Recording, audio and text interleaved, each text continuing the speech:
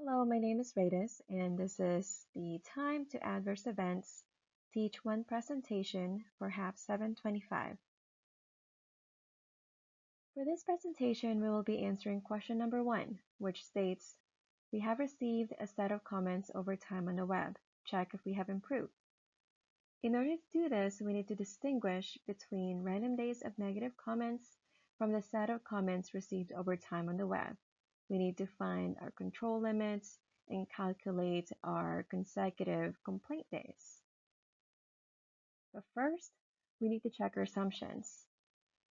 Our assumption states that there's one observation per day and that every day is a new day. Positive comments are more frequent than negative comments. Longer stretches of negative comments are more rare.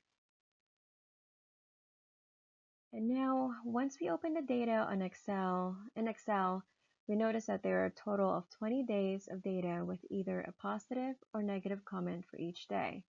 And these negative comments and positive comments are represented by yes and no on the data. And now we can calculate length of consecutive negative comments.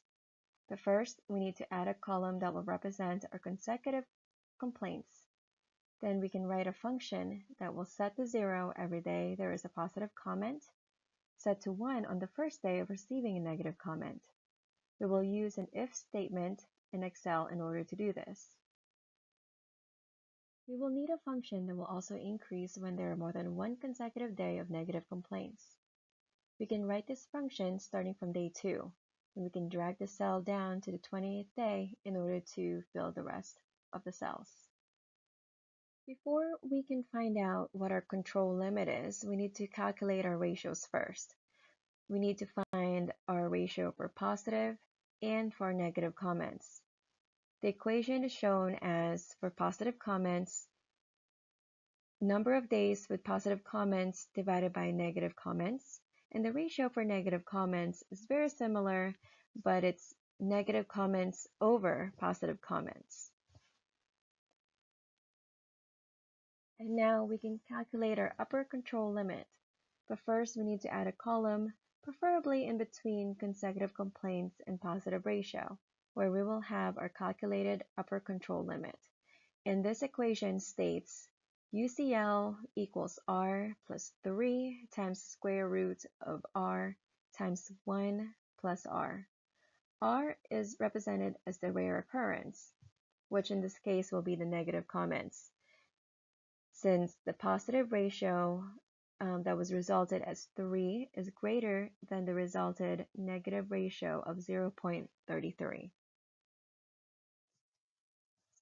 Once we have placed the equation into our Excel, we can drag the cell down to the 28th day in order for it to display a UCL for all 20 days.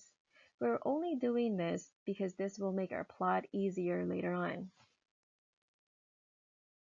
And now that we are ready to plot our data, we will select columns for consecutive complaints and upper control limit. We will use a line graph in order to do this. To make our chart appear more appealing, we will add a chart title, axis titles, and legend to our graph. And we can also change some things on our graph as well using Format Data Series by adding a marker, which will add a marker for every data point that we have on our line. And we can also change our line colors to whatever our heart desires. Overall, the most number of consecutive complaint days was up to 3 days. Out of the 20 days, we would have at least 2 days of complaint-free days. And out of the 20 days, we went above our control limit of 2.33 days only once, and this was noted at the 17th day. So in your opinion, did we improve? Thank you for listening.